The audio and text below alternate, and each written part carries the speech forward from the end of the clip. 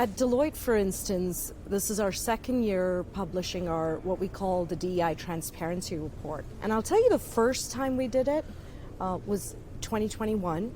It took a lot of courage, because, you know, putting it out there, transparency is a very powerful tool.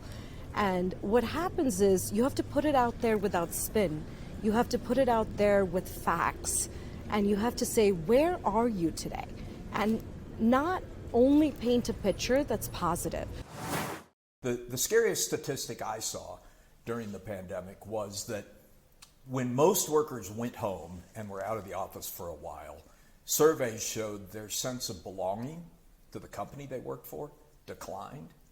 But minority workers, in many cases, their sense of belonging increased. You say, now why did that happen? They feel a greater sense of belonging because they're not in the office. That suggests that we were doing something wrong in the office, that we were creating environments that alienated many underrepresented people.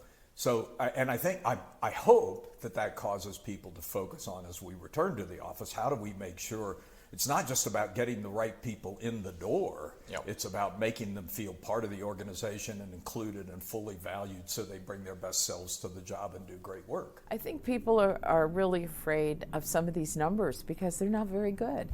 And when you look at also the same thing about diversity.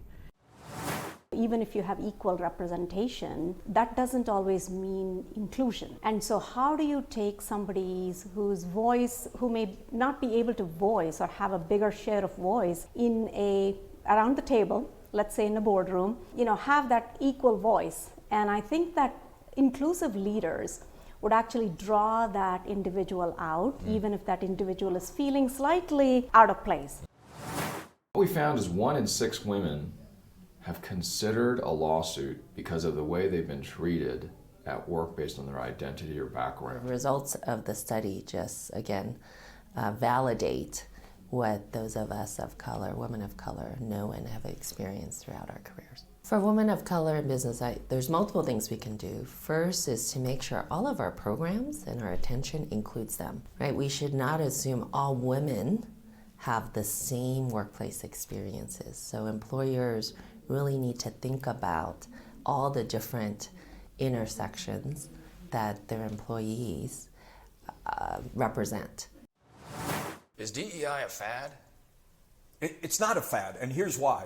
It's not a fad because the rising importance of talent is not a fad. Let me give you a statistic. So 50 years ago, if you looked at the balance sheets of the Fortune 500 companies, what you would see is that 80% of the value was tied to physical stuff. If you do the same exercise today, more than 85% of the value of Fortune 500 companies on their balance sheets is intangibles. It's tied to things that are much more tightly tied to people.